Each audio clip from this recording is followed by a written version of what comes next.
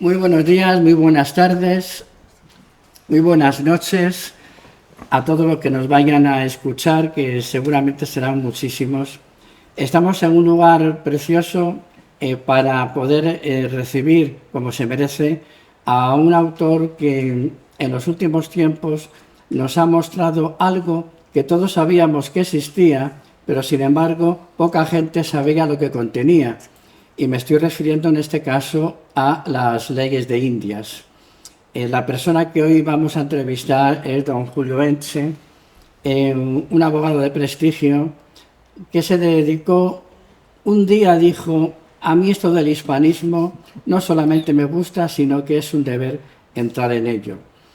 Tiene dos obras, una que es coral, que es colectiva, que es cartas hispanistas, perdón, al rey de España, y el segundo obra que es precisamente Las leyes de Indias. Yo creo que va a ser difícil encontrar una persona con tanta capacidad para respondernos realmente en qué consistió el derecho indiano. El derecho indiano que desafortunadamente hoy prácticamente no se enseña en ninguna facultad. En Argentina, en un par de ellas, ¿no? Así es. Pero es una lástima que en el conjunto del mundo hispano no se enseñe el derecho indiano. Y lo que es ya casi un delito es que no se enseñe en España. Julio, un placer tenerte con nosotros. Pues muchas gracias por la introducción y encantado de estar en Asturias, que es el sitio ideal para hablar de hispanidad y de hispanismo. Mira, en tu libro de las leyes de Indias que muy amablemente me regalaste hace un tiempo, tú mencionas a Salvador de Madariaga casi al comienzo del libro, ¿no? Sí, señor. Y entonces, cuando Salvador de Madariaga, para reivindicar la españolidad de Gibraltar, aludía a que era una cuestión de justicia, ¿no? Y que se negaba que lo llamaran patriota porque parecía que lo reivindicaba simplemente porque era patriota, pero que no era justo que Gibraltar fuera español, ¿no? Y entonces decía, no, no, es una cuestión de verdad histórica. Y a raíz de ahí tú eso lo enganchas con tu compromiso con la verdad histórica, ¿no? ¿Será posible que alguna vez la verdad prevalezca? Yo empezaría respondiendo lo que decía Santa Teresa de Jesús, que decía que la verdad siempre padece pero nunca perece. Es decir, esta es nuestra obligación, el destapar las mentiras, las falsedades, por muchas razones en las que uno trata de ocultar el pasado, cuando el deber intelectual de cualquiera, y el ejemplo Salvador de Madariaga es lo que a mí me orienta, es decir, usted, yo quiero conocer la verdad como fue, y no quiero que me la mezclen con ideología, con política, con geoestrategia, con mil cosas que hacen distorsionar el pasado, convirtiéndolo en un esperpento, en algo que realmente no fue.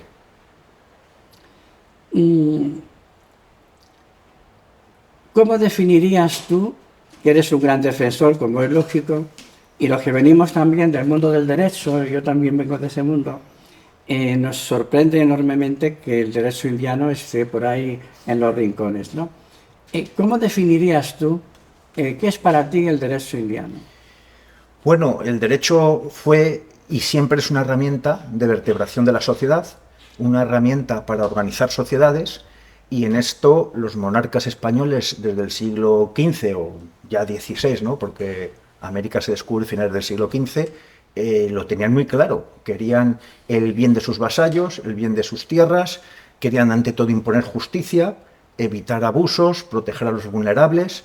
Y lo triste es que ese ordenamiento jurídico estuvo más de 300 años en vigor en América, en las islas del Caribe casi 400, incluso derecho vigente o supletorio, que para los abogados quiere decir que en sustitución de una norma puede aplicarse otra. Y desgraciadamente hay una ignorancia total sobre ello. Yo diría que no hay, lo decía García Gallo, que fue un maestro de historia del derecho, un catedrático muy conocido, con obras referentes, que decía, bueno, que había un desinterés por esa parte de la historia. Y ese desinterés yo creo que se debe a razones políticas, ideológicas, a la conveniencia de poner un discurso político de turno, la historia siempre se ha manipulado por motivos políticos, hay que decirlo, unas veces más, otras menos. Y yo creo que el intelectual íntegro, valiente, lo que hablábamos de Madariaga, tiene que conocer y dar a conocer la realidad como fue, y luego cada uno saque sus conclusiones. Pero desde luego es imperdonable que no haya en las universidades el más mínimo estudio o dedicación a una parte del derecho que estuvo vigente nada más y nada menos que 300 años y que vertebró un continente entero. Y eso, sinceramente, es imperdonable. ¿En qué instituciones del derecho indiano son para ti señeras? Bien, bueno, importante esa cuestión, me interesa porque una cosa es el derecho, es decir, la norma, que fue muy explícita, muy elocuente. Los reyes trataban de hacer leyes muy claras que no permitiesen la mala interpretación, retorcer las normas, por eso argumentan tanto. El estilo a mí me gusta mucho, pero luego están las instituciones que acompañan a esas leyes, que en este caso, por supuesto, estamos hablando de un ordenamiento jurídico muy eficaz, porque había una estructura judicial, audiencias, gobernadores, los propios cabildos, una estructura política, si se quiere, que eran los virreyes, el representante del rey, a todos efectos, pero luego también hay que darle un protagonismo al papel de la Iglesia.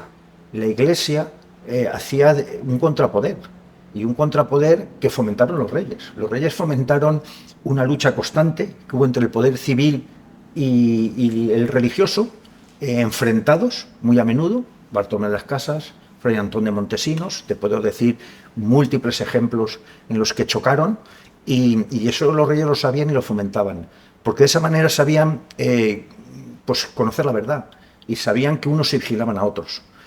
Como figura que solo se da en el derecho indiano, que no hay ningún otro imperio o reino, está el visitador de indios. El visitador de indios es una persona que las leyes dicen que tenía que tener unas características personales muy específicas, que era el vigilar y ver el buen trato a los indios, y vigilar y ver que no había abusos contra los indios.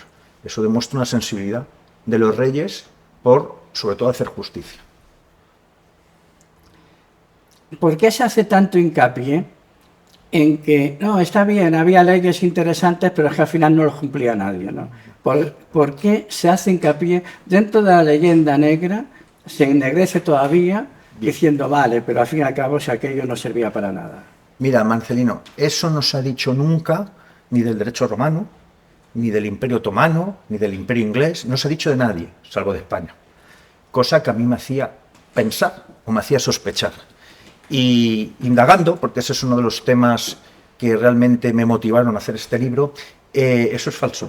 Es decir, el ordenamiento jurídico era muy eficaz porque tenía efectos coercitivos. Los efectos coercitivos es que tú temes el castigo por incumplir una norma, y además tú asumes una norma por la idea de justicia que te da esa norma, de acatar algo que lo ves justo.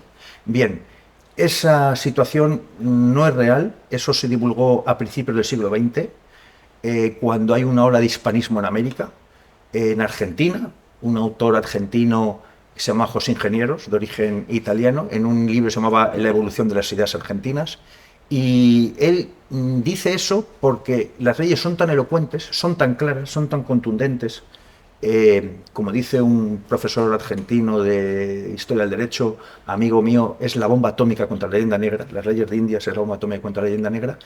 Y este hombre, que tenía unas tendencias ideológicas, políticas, se encuentra a principios del siglo XX que hay una ola de hispanismo que lleva al presidente de Argentina, Hipólito Yrigoyen, a declarar el Día de la Hispanidad o Día de la Raza. El 12 de octubre nace en Argentina. Esto no lo hemos inventado los españoles.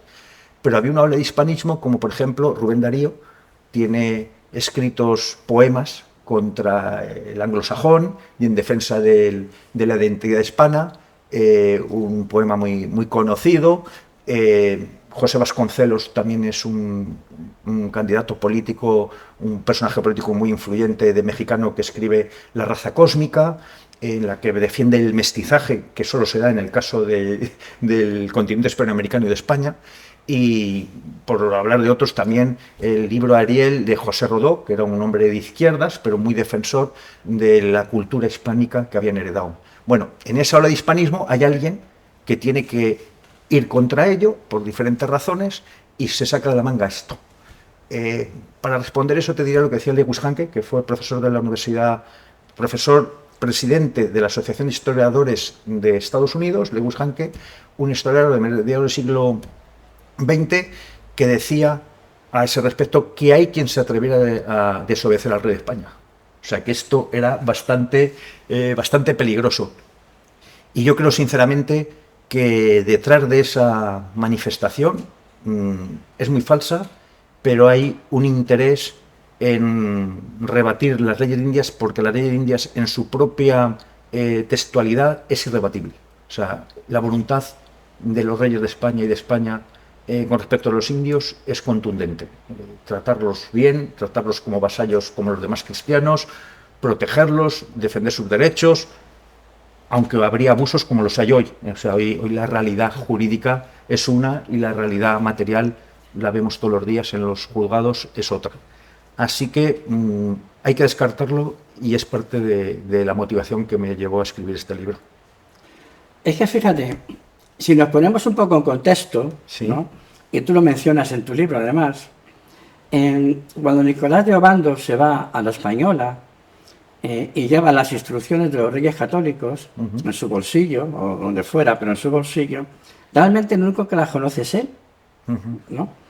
Y por más que esas instrucciones sean taxativas en cómo se debe de comportarse, ¿no? De cara a los indios, a los naturales, él lleva 2.500 colonos, ¿no? Que van allí, que no tienen ni la más remota idea de lo que ponen en esas instrucciones.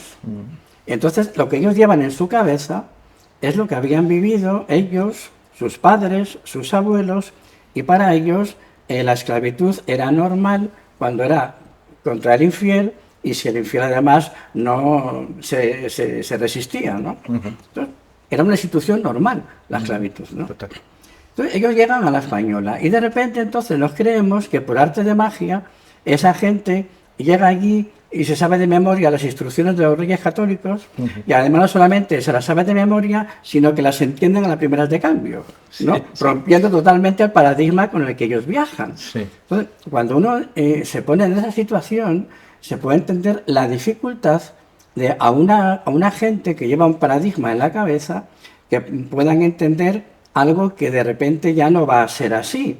Es decir, en ese momento España subvierte el orden legal establecido. Correcto. Es algo subversivo. Entonces, y termino, ¿no? Claro, ¿qué herramientas tenía Nicolás de Obando para dar a conocer esto? ¿Los pregones? Bien, pues mira, lo explica la ley de Indias. Toda pragmática real, toda célula real iba lacrada a diferentes destinos, a diferentes sitios, y hay un hecho muy significativo que he descubierto en una causa judicial del año 1529 contra el regidor de Osaka. En las cédulas reales, cuando llegaban a los servidores del rey, hacían un gesto físico de ponérsela encima de la cabeza, agachar la cabeza y ponerse bajo la cabeza, como diciendo, esto está por encima de nosotros. La difusión de las leyes, para evitar el abuso o el mal uso, iban a audiencias, iban a gobernadores, iban a virreyes, y efectivamente los pregones en las plazas de los pueblos, yo he oído pregones en los pueblos, ya tengo una edad, y en las puertas de las iglesias. O sea, no existía internet, no existía televisión, no existía radio, y la difusión de la norma tenía que ser por esos medios que nos parecían rudimentarios. Pero lo importante es que todos los servidores del rey, todos sin excepciones, se sometían al final de su servicio al juicio de residencia. Esto es una institución muy potente. Quiere decir que alguien tenía que dar cuenta siempre ante la denuncia de cualquier residente que conociera hechos directa o indirectamente, cosa que en nuestro derecho moderno es una barbaridad, que alguien diga de Fuengirola que él sabe que Julio Enche, cuando fue alcalde, se llevó un coche. Oiga, aquí solo valen los testimonios directos. Bueno, entonces valían todos. Y esos juicios de residencia era un control en el que se daba cuenta del cumplimiento de las leyes, de la liquidación del quinto real, los impuestos y del trato a los indios.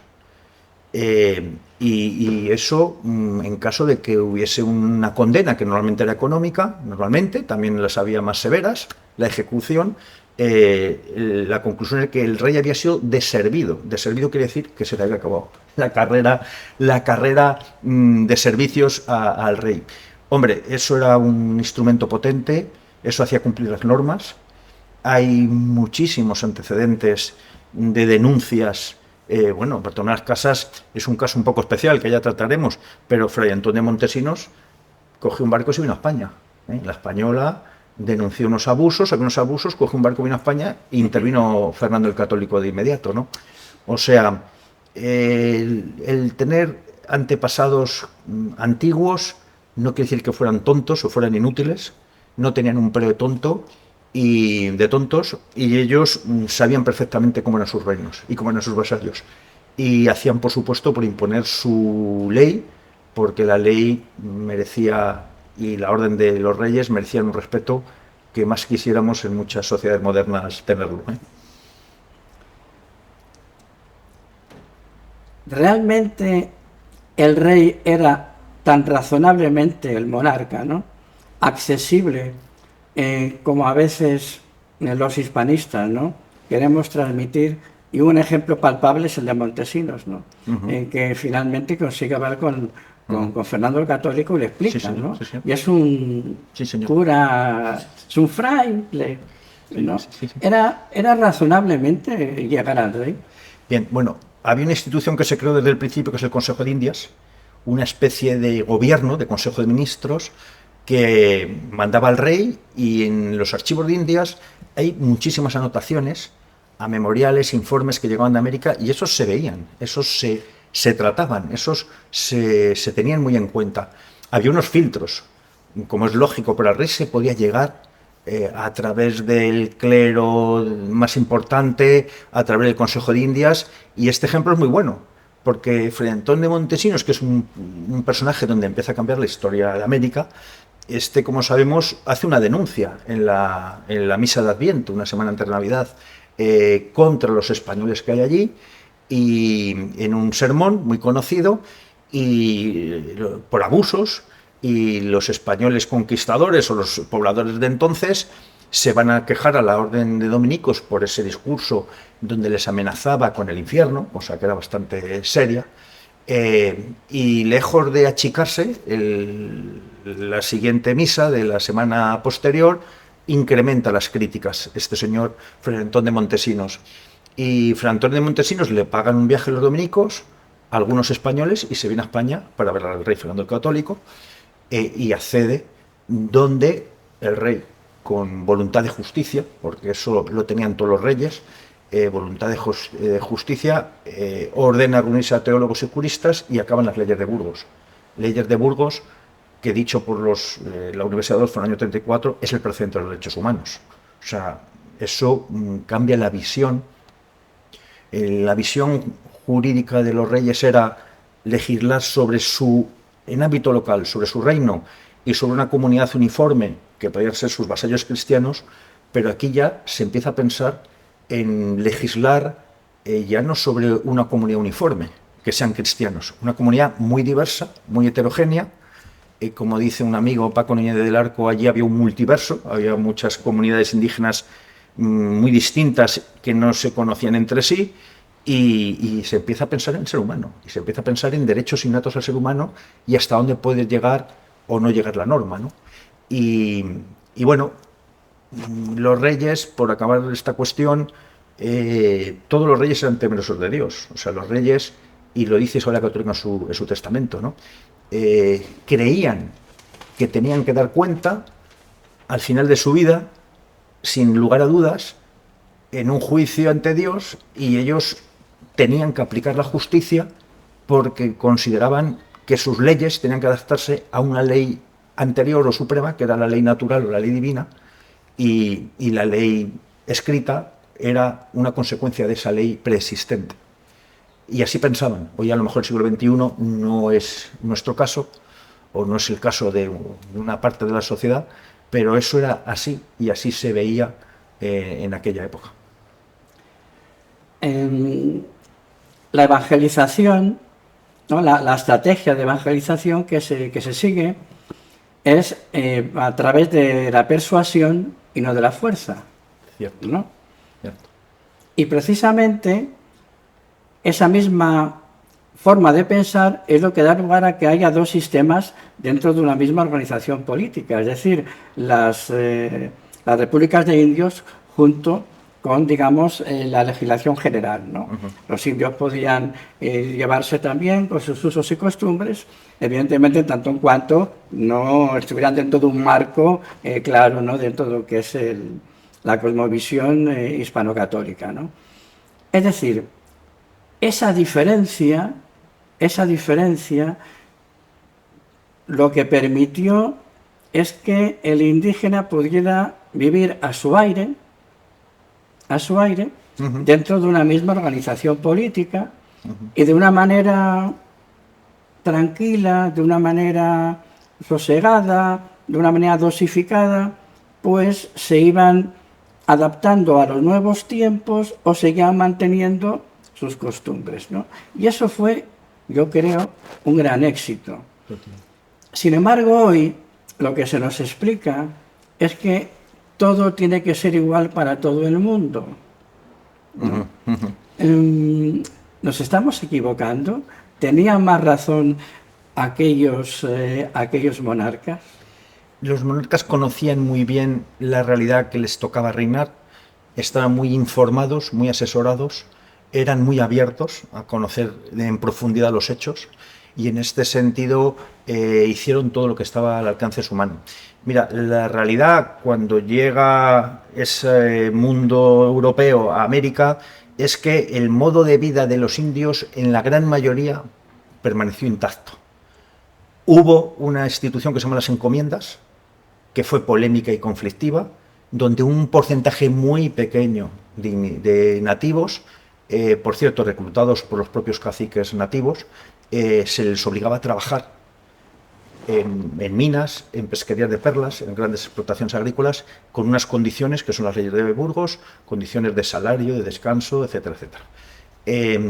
Y lo que quiero decir es que los reyes procuraron, has hablado de República de Indios, entendida como los asuntos de los indios, y los cacicazgos, que se regulan expresamente en la ley de Indias, tenían total autonomía, salvo cuando hicieran prácticas aberrantes. Es decir, prácticas aberrantes, lo que entendían por prácticas aberrantes, entre ellas el canibalismo, o entre ellas, hay que decirlo, mal que pese, las leyes de Indias prohibían algunas prácticas anteriores, como era el pagar deudas o tributos con las mujeres e hijas. Las mujeres eran un objeto. Cambia su realidad mucho a partir de 1492.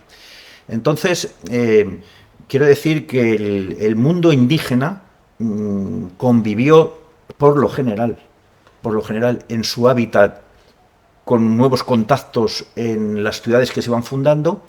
Algunos, desde luego, les cambió bastante la realidad, sobre todo por preocuparse en encomiendas.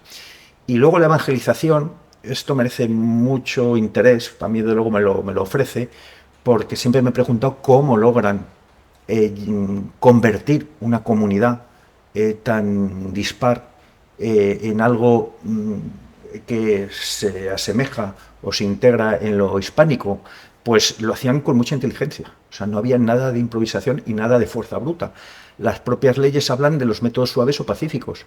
Las propias leyes hablan cómo se tienen que celebrar las ceremonias y las liturgias religiosas para atraer a los indios y para impresionarlos. Con música, con gestos muy sentidos. O sea, es que te das cuenta de cómo lo planeaban y cómo lo perseguían. Y luego la parte muy importante, que yo creo que esto les da también a la Iglesia un factor claro y determinante de atracción, es que en las iglesias, por ley, tenían inmunidad religiosa. Es decir, cualquier persona que entraba en una iglesia estaba protegida. Los indios sabían que una iglesia era un lugar de protección, era un observatorio de derechos humanos. Y además, esto lo he vivido yo de joven. O sea, yo recuerdo manifestaciones en el anterior régimen, la gente corría y se metía en las iglesias. Y la policía se quedaba en las puertas. Esto lo he vivido yo. Y la inmunidad religiosa casi siempre se respetó. Entonces, bueno, creo que hay mucha inteligencia, mucha habilidad, mucha paciencia, muy buenas cabezas que fueron llevando al indígena a donde querían llevarlo. a un hábitat en el que se sintieran integrados. Los reyes, Isabel la Católica tiene expresiones muy contundentes de protección a los nativos, muy contundentes desde el primer momento. Y bueno, yo creo que no hay duda que los monarcas españoles intentaron siempre proteger a los nativos.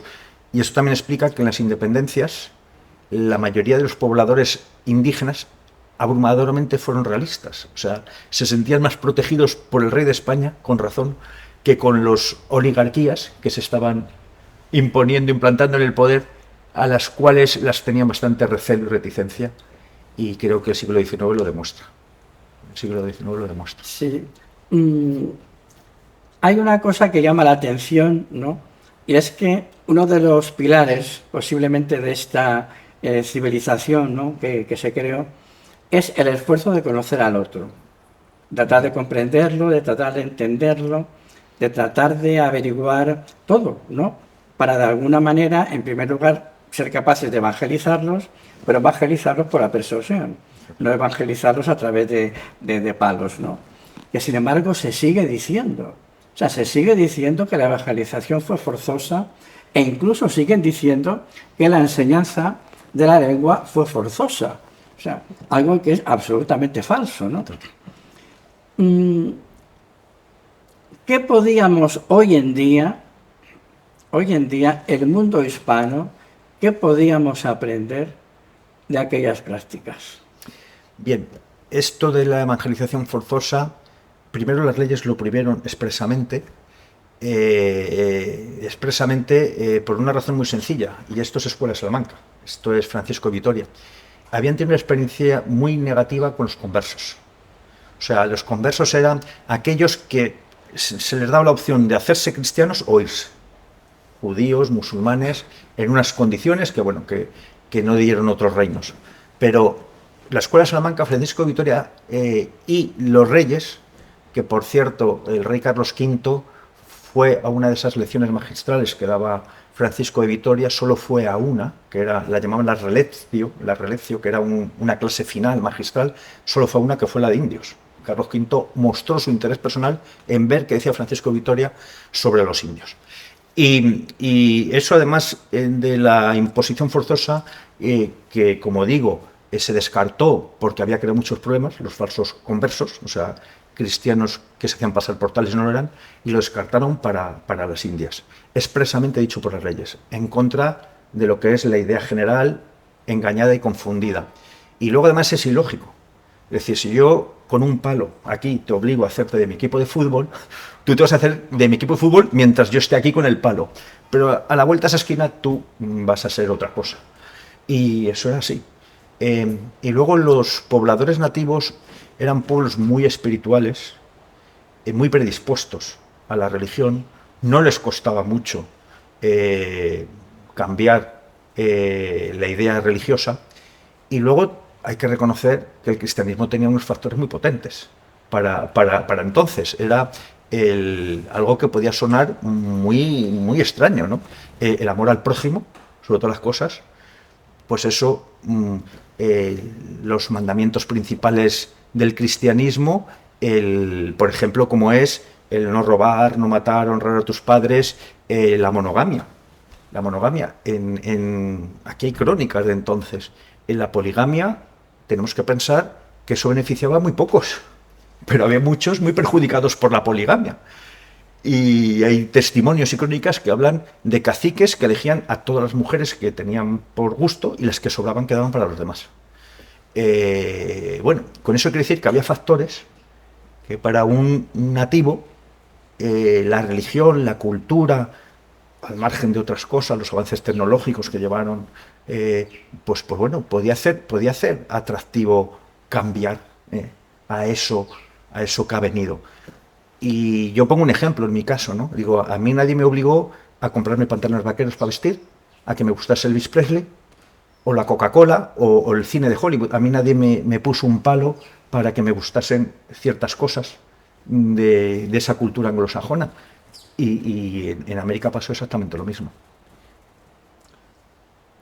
Permítame que te haga hincapié Sí. en ¿qué podíamos aprender hoy, en el siglo XXI, de esa forma de entender la relación con el otro?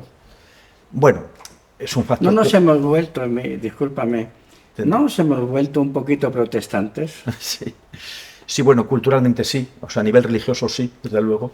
La religión, cuando vienen los mal llamados libertadores o los padres de las nuevas patrias de América, se plantearon qué hacer con la religión y decidieron fomentar la religión porque era una herramienta de vertebración social y de paz social, ¿no? Y bueno, pues todas las constituciones y naciones partían de la religión católica. Hombre, el mundo actual, yo estoy de acuerdo que tiende a ser uniforme, nos llevan a unos estándares donde se piensa poco, se actúa todos iguales, y eso fue lo contrario de lo que pasó, y eso fue parte del éxito de la civilización hispana allí. Partía del respeto a lo existente y partía de la conversión de motu propio, voluntaria. Y así fue, porque con los medios que existían entonces, pues solo haciendo una obra muy profunda y muy seria se puede llegar a cambiar comunidades como se cambiaron, y sobre todo permaneciendo 300 años o 400 en una misma idea de pensamiento o de cultura como la que tenían y tenemos la comunidad hispanista o hispánica. Sí, porque a veces da la sensación, o no a veces, ¿no?, de que se es demasiado tajante, pero no tajante en aquellas cosas que hay que ser tajantes, porque hay cosas que hay que ser tajantes, ¿no?, sino que es o conmigo contra mí, ¿no?, o tú o el otro. O sea, la polarización en la que estamos metidos, ¿no?, es totalmente contraria a ese espíritu de tratar de entender al otro, que no es como yo, aunque es un ser humano, pero yo quiero entender, porque quiero también ver en cómo le puedo ayudar en lo que yo considero que es lo mejor que puedo hacer, que es evangelizarlo, ¿no?, por ejemplo, ¿no? Pero no solamente eso, ¿no? A mí, leyendo las ordenanzas, por ejemplo, de Antonio Mendoza, ¿no?, me llamó poderosamente la atención cómo encaró lo que podíamos llamar una reconversión industrial. El virrey Mendoza. Claro, cuando él empieza a trazar los caminos y entonces, claro, y empieza a llevar los animales de tiro y empiezan a desaparecer el papel de los porteadores, los indios no lo tienen claro porque dicen, vamos a perder nuestro sustento, ¿no? Y entonces todo ese plan que él hace para formar a los indios antes de que pierdan su sustento es ni más ni menos que algo de lo que te venden ahora. No, vamos a dar formación y no te vas a quedar sin trabajo aunque cerremos tu fábrica, ¿no? Pero con la diferencia de que entonces él sí lo consiguió y hoy normalmente no se consigue, ¿no? Pero me llama la atención que en pleno siglo XVI se planteará eso. Sí. Bueno, es que nos han vendido una idea muy de película de que había una comunidad aquí que eran españoles, yo traí uniforme que eran indios y había un colectivo contra otro. Bueno, los primeros aliados y más importantes de los españoles eran los nativos de allí, que luchaban contra otros imperios enemigos, y los mejores amigos de España eran los totonacas, los zapotecas, los chacaltecas, los huancas, los guaylas, los pastusos. O sea, muchos se pusieron de parte, y además con las crónicas, como dice Bernal del Castillo, gustosamente, utiliza la palabra, ponerse de parte de los españoles. Y las autoridades de entonces, que procuraban hacer el bien común y que no eran tontos, tenían que valerse y beneficiar al aliado indígena que estaba allí, que había luchado con ellos, codo con codo, que habían luchado con los españoles, que habían salvado a los españoles de muchos apuros, y que las crónicas lo cuentan, pero también el afán español por la reputación y la fama oculta el papel del indígena y da valor al papel propio en las gestas bélicas. Pero aquí había una gran masa militar que luchaban tanto más que los españoles contra un enemigo, entre otras razones porque les tenían que hacer tributos de sangre, ¿no? Como pasaba con los mexicas, ¿no? Entonces, yo creo que esos virreyes, esas personas, algunas muy notables, sabían lo que tenían que hacer y sabían que tenían que contar con el elemento indígena. Y el elemento indígena, y me remito a Rafael Aita, este gran historiador, investigador peruano, se fusionó con la alta nobleza española y fusionaron linajes y lo vieron con total normalidad y naturalidad. O sea, no lo vieron como algo ajeno o nocivo, sino que se integraron de motu propio. Y eso es solamente haciendo unas políticas inteligentes, suaves, transigentes, flexibles, porque de otra manera eso no hubiese tenido éxito.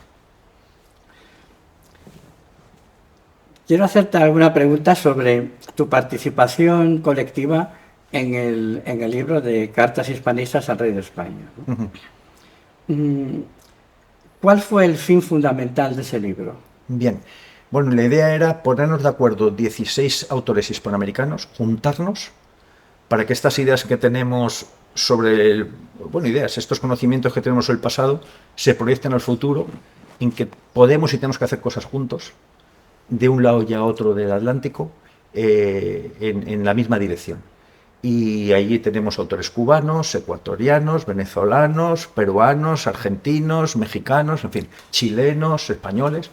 Y bueno, son capítulos diferentes que cada uno aborda una parte del pasado y una idea para el futuro. Y yo creo que eso es lo importante de esto que estamos haciendo. Es decir, todo esto de conocer nuestro pasado, bien, hay que desenterrar toda la polvareda y toda la suciedad que han puesto en nuestra existencia.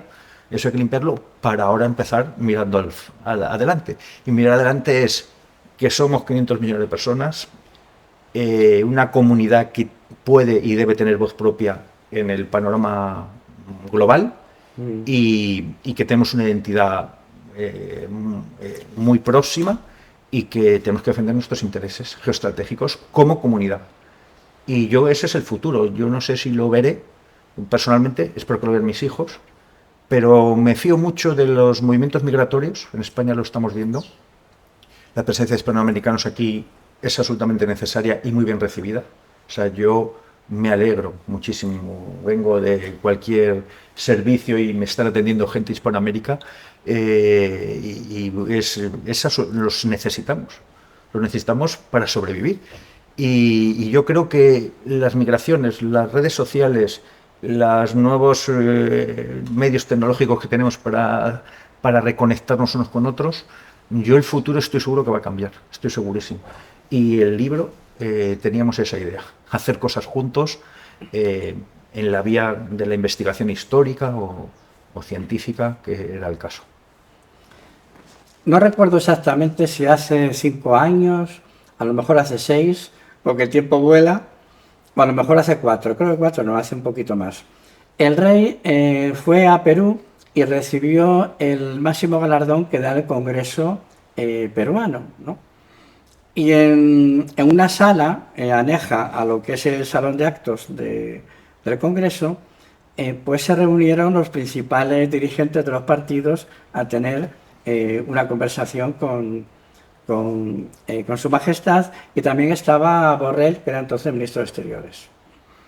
Y entonces fue mayoritario lo que se transmitió al rey ahí, ¿no? Nosotros nos seguimos considerando españoles, usted siempre será bienvenido. Y hubo alguno que se animó a dar a entender algo más. Bien. Y ese algo más era: ¿para cuándo buscamos una fórmula de volver a estar razonablemente articulados de la forma que fuera, ¿no? Claro, yo creo que debió ser una pregunta muy delicada para Felipe VI, porque salió, como solemos decir, por peteneras, ¿no? Sí. ¿Fue una buena salida? Vamos a ver, nuestro rey en la situación actual tiene una situación un poco peculiar, porque reina pero no gobierna, con lo cual siempre está supeditado a un poder político, porque así lo decidimos los españoles en la Constitución. El rey es una figura con mucho prestigio, y en América más. Y además los hispanoamericanos que conocen la historia de verdad saben el papel que jugó la monarquía siempre en defensa de lo que hemos dicho antes, ¿no? De los derechos y los pobladores nativos. Bueno, las situaciones políticas pueden cambiar porque yo, sinceramente, no pensé que iba a caer el muro de Berlín y cayó. No pensé ver el mundo hace 20 años, me cuentan cosas que están pasando hoy, no lo podía pensar. Y yo pienso que el rey tiene que ser una figura que puede... Por eso llamamos cartas hispanistas al rey de España, porque si había algo que conectaba, hay que pensar que los antepasados de este rey fueron reyes de Perú y de México y de Colombia y de Venezuela. O sea, hubo unos reyes que eran reyes de allí y de acá. Y esa figura, como habían hecho los anglosajones con la Commonwealth, la han tenido muy clara y han dicho, esto nos conecta y esto lo respetamos. Yo creo que la política da muchas vueltas y que los reyes en América tienen que conocerse mejor su labor y además tienen que salir incluso un poco más valientemente en su defensa cuando se han atacado figuras como Isabel la Católica, esos monumentos en los que se reúnen para tirar estatuas, etcétera. Pues yo siempre digo que es como si la población afroamericana de Estados Unidos tirase las estatuas de Kennedy o de Martin Luther King. Pues los indígenas que tiran la estatua de Isabel la Católica no saben lo que están haciendo.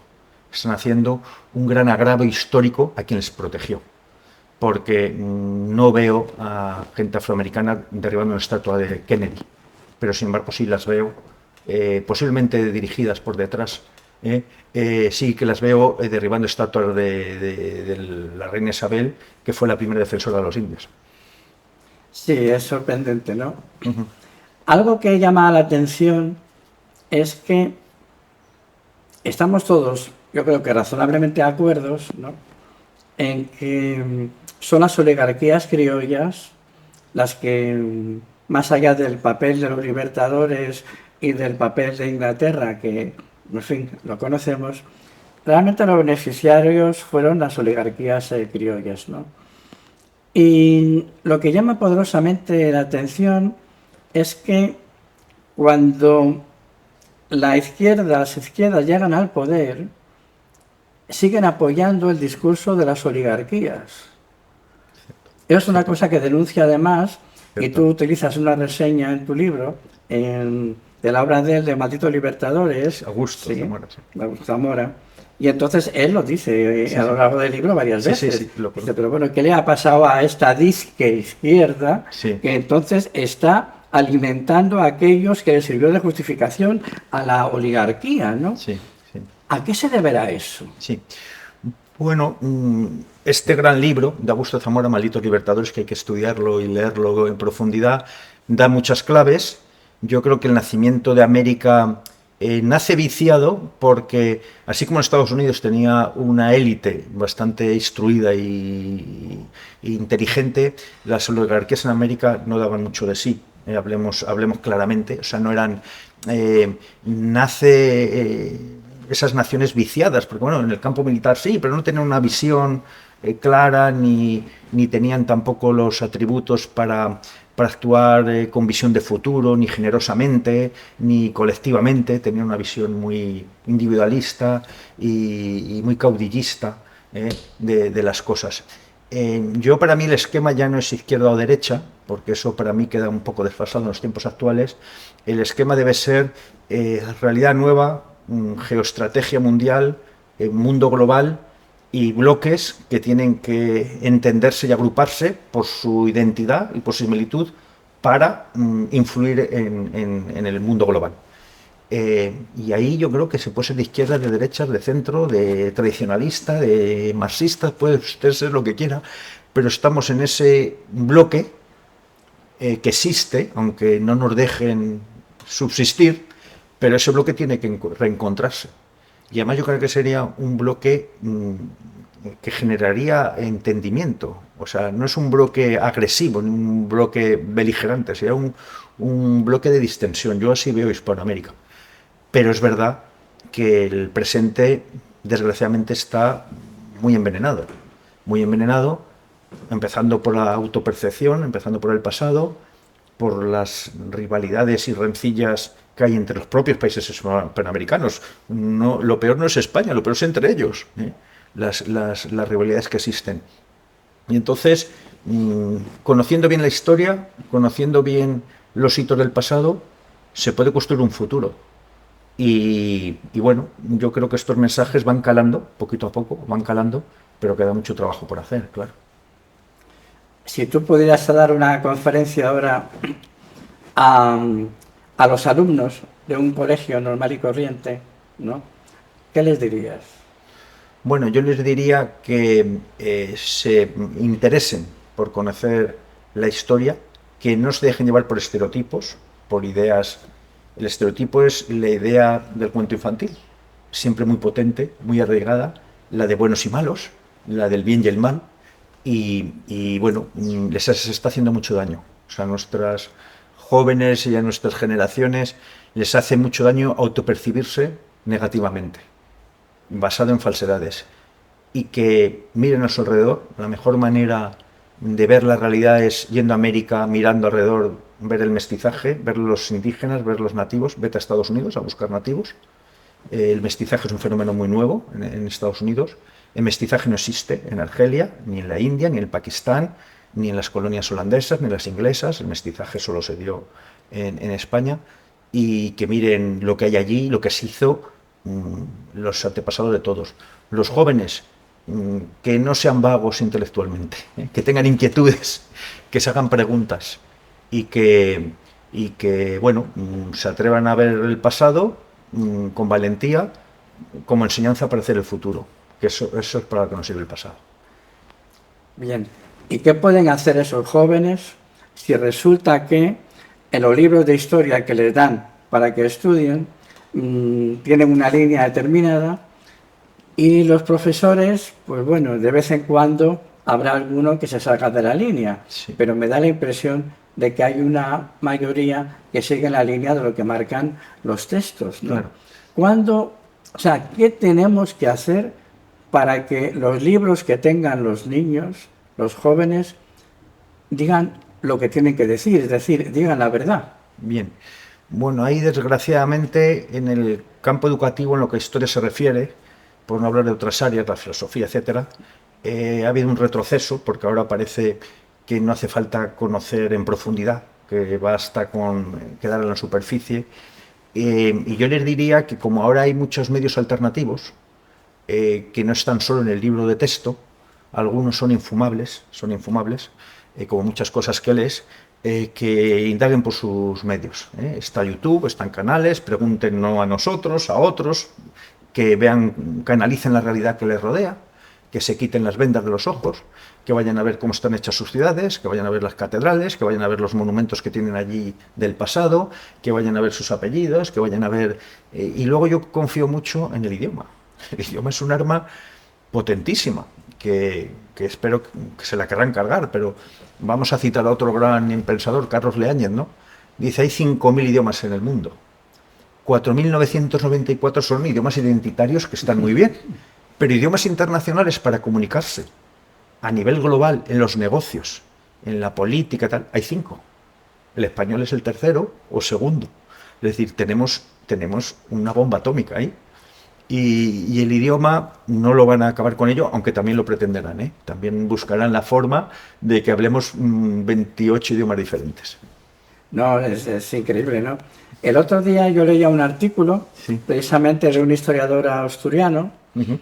y me llamó mucho la atención, es amigo mío, y en su artículo ponía que desde el año 2019,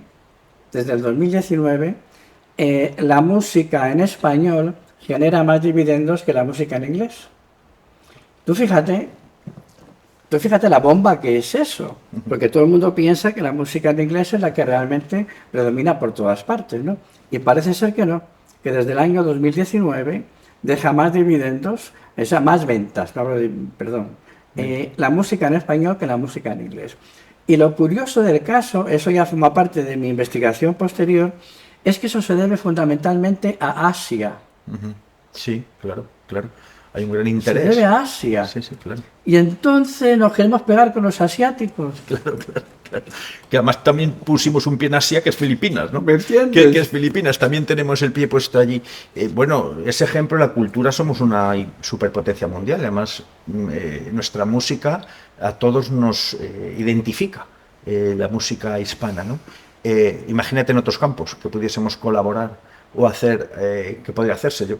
Yo siempre digo en el transporte, olvidando España, no hay posibilidad de ponerse de acuerdo para hacer grandes líneas de ferrocarril en América, que creo que el país que más líneas de ferrocarril, Argentina, tiene pocos cientos kilómetros, es decir, no se pueden conectar países, no se pueden poner de acuerdo en la ordenación aérea, la navegación marítima, en la educación, en las universidades, en los títulos universitarios, no nos podemos poner de acuerdo en cosas de esas, ya no digo hacer un super ejército, ¿no? Nadie está pensando en eso, pero no somos capaces de, en la ciencia, en vez de en la investigación, en fin, no nos podemos poner de acuerdo en eso. ¿O qué interés hay para que no nos pongamos de acuerdo ni siquiera en eso? Pues yo creo que a los jóvenes hay que decirles eso, hay que abrirles los ojos, ¿no? Que espabilen. Bueno, para ser honesto, en vez de decir un amigo mío historiador, voy a decir su nombre, Hugo Vázquez, sí, hay que decirlo, sí, ¿no? Por supuesto. Porque se lo merece además. Y a mí me pareció una notición. Sí, sí. Me pareció un verdadero notición, ¿no? Pero vamos, impresionante, ¿no? Si tuvieras que hacer un cuadro resumen, un extracto, para comunicárselo de una manera digerible a la gente que sigue pensando que lo de las leyes de India será un poco un cuento chino y que... ¿cuáles serían los puntos que tú sacarías del conjunto de las leyes o qué sinopsis harías para comunicarlas a un público perezoso, que no le gusta leer, que te mira, pero que es reticente? ¿Cuál sería esa sinopsis? Pues llamar un poco al sentido común, es decir, no es posible que una comunidad durase 300 años, 400 en el Caribe, si no hubiese habido un ordenamiento jurídico eficaz y aceptado. Es decir, vivir una comunidad en anarquía 400 años es imposible. Y por la fuerza tampoco. O sea, no hay sociedades que aguanten generaciones y generaciones. Entonces, ahí hay un precedente de que hicimos algo bien todos, porque en la creación de leyes como en la aplicación de las leyes, tanto tienen que ver los hispanoamericanos como los de aquí. Es decir, o tanto más tienen que ver los de allí que los de aquí. Entonces, eso existió, eso es una referencia, eso es un precedente. Ya tuvimos una comunidad que funcionó y que se desmoronó de la noche a la mañana. Hay precedentes para hacer algo parecido, y el pasado es una luz que nos puede enseñar el camino para el futuro, porque es para eso hacemos estudios históricos, para mirar al futuro. Entonces, que tengan orgullo, que tengamos orgullo de ser lo que somos, que tengamos orgullo de nuestro mestizaje, que tengamos orgullo de nuestra fusión, que hay un puente de ida y de vuelta. Unas veces hemos ido los españoles allí, por unas circunstancias, y ahora vienen ellos acá. Y ese puente invisible es muy fuerte y muy importante. Eso existe y eso hay que llevarlo a metas más altas. Y lo mismo, un extracto bien de principios activos, bien jugosos, dirigidos a Su Majestad Felipe VI en relación a que ya le escribisteis un libro, ¿no? Sí, y nos contestó. ¿Qué sacaríais ahí? Sí, nos contestó, le mandamos el libro a todos estos autores y el jefe de la Casa Real nos mandó una nota de agradecimiento por ese libro que va dirigido a él y a la futura princesa Leonor. Vamos a ver, yo sé que el rey, tengo la seguridad, yo no he llegado al rey, pero que él sintoniza con estas cosas. Él es un defensor del hispanismo y del pasado que tenemos. Y él sé que es un buen conocedor de estas leyes y de este mundo que hubo. Entonces, bueno, al rey nos interesa cuidarlo todos, ¿eh? En Hispanoamérica nos interesa, seas de la tendencia ideológica que quieras, pero tienen un valor no solamente testimonial. O sea, los símbolos tienen mucha potencia, ¿eh? Los elementos simbólicos son muy potentes. Entonces, en lo que podamos agarrarnos para reconectarnos, una figura hoy es el rey. Quizá eso nos impulse para llegar a metas más lejanas. Y bueno, el rey, como nuestros cargos políticos de cualquier ideología o partido, aquí no hay distinciones, tenían que ser más valientes con el hispanismo y la hispanidad. Y tenían que ser una visión más amplia, no una visión tan aldeana y minúscula. Y a los presidentes a las clases políticas de Hispanoamérica que se empeñan en repetir aquello que no fue, porque simplemente sacan una manchita que apareció en una bata y entonces dicen que la bata está llena de porquería simplemente porque se cayó una gotita en una manga, ¿no? ¿Qué les dirías? Bueno, tienen que pensar en el futuro, no pensar en sí mismos ni en el presente, tener ambición de miras, ser generosos. Las grandes naciones y los grandes cambios históricos se ha hecho por gente con perspectiva de futuro y muy generosa, que abandonen su bienestar personal y en algún momento eso va a llegar a tocar fondo, porque las propias sociedades miran a su alrededor y no ven avances. Y yo creo que los gobernantes en algún momento cambiarán. Y no me quiero meter en ideologías, pero sí en la perspectiva generosa de gran comunidad hispánica con proyectos comunes y con una estrategia común en el mundo global. Eso nos hace falta más que el comer, porque si no, estos se reparten entre 2 o 3. Hay 3 grandes bloques y en la mesa no estamos los hispanos representados y tenemos que por lo menos sentarnos a la mesa para opinar. No, además, tú fíjate que en el siglo XIX, a partir de mediados del siglo XIX, hay mucho movimiento ya, o sea, que se plantea que hay que buscar fórmulas de rearticulación. Utilicemos esa palabra por no, porque son conscientes de que algo pasa. Sucede mucho cuando se dan cuenta de que Estados Unidos se ha comido la mitad de México. Claro. ¿Qué pasa aquí? Y luego se produce una reacción también muy fuerte después de la guerra hispano-estadounidense. Cierto. Y una reacción muy fuerte que no nace solamente aquí, nace allí. Por supuesto. También. Por supuesto. Curiosamente de eso no se suele hablar, claro. Seguramente porque es incómodo y es más interesante dar a entender que hemos vivido de espalda los unos a otros sin hacer ver que tenemos un precedente, no uno, tenemos varios precedentes, ¿no? Y Julio, entonces, por ir terminando, ¿cuáles serían para ti los 3 principales pasos o hitos que habría que encarar de cara a una rearticulación, por utilizar esa expresión, del mundo hispano? Bien, yo el primer meta sería la educación. Hay que facilitar el intercambio cultural educativo entre jóvenes de allá y de acá. O sea, hay que quitar esas barreras. O sea, hacer un Erasmus hispanoamericano.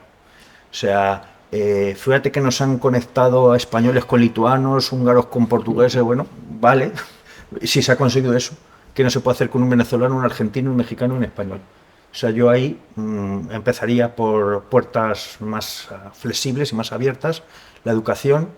Luego, yo la inmigración, yo la hispanoamericana veo un efecto muy positivo a todos los niveles. O sea, España tiene que ser una comunidad de puertas abiertas a Hispanoamérica, los necesitamos como fuerza laboral. Y además se les rompen muchos estereotipos cuando llegan aquí, se les desmontan todas las tonterías que les han contado. Educación y migración. Y lo tercero, yo creo que tiene que haber proyectos hispanoamericanos comunes en el ámbito de la ciencia, de la inteligencia artificial, de las tecnologías, el lenguaje español, cuidarlo en el ámbito de la inteligencia artificial, que no sea otra vez el inglés o otros idiomas en los que investiguemos, sino que ahí, y es pedir muy poquito, es pedir a los 22 países de habla hispana, es pedir muy poquito, que se pongan de acuerdo en el idioma o en llevar el idioma a los retos que hay en el futuro, ¿no? Y con eso ya habíamos dado un gran paso. ¿Algo más? No, un pequeño estrambote para poder terminar. No, que bueno, que la historia es necesario conocerla, que yo aporto mi granito de arena, pero como investigador y hombre de leyes y de letras, lo que hago es pensando en el futuro. y el futuro no es el que me toca a mí, sino el que va a tocar a los que vengan detrás, y creo que va a ser mejor. Quiero pensarlo, y esto ayuda mucho. Bueno, pues el objetivo de esta entrevista no era hacer publicidad de los dos libros en los que participa Julio Enche, uno como único autor, otro como un autor más dentro de un colectivo, pero yo que he leído los dos, los recomiendo fervientemente, de verdad. En Cartas hispanistas al Rey de España es un libro interesantísimo, porque de manera, digamos, más fragmentada, porque aborda diferentes aspectos, los aborda de una manera muy concisa y además muy sustanciosa. Y el otro libro, Las leyes de Indias, es insustituible e imprescindible, porque además da muchas armas para cuando cualquiera con la que nos encontramos a veces dicen cosas no de mala fe, no porque quieran fastidiar o quieran meterse con nosotros, simplemente por desconocimiento. Entonces yo personalmente lo recomiendo. Y por mi parte nada más que decir, porque quien tenía que decirlo lo ha dicho muy bien ya. Muy buenas tardes, días y noches. Adiós, muchas gracias.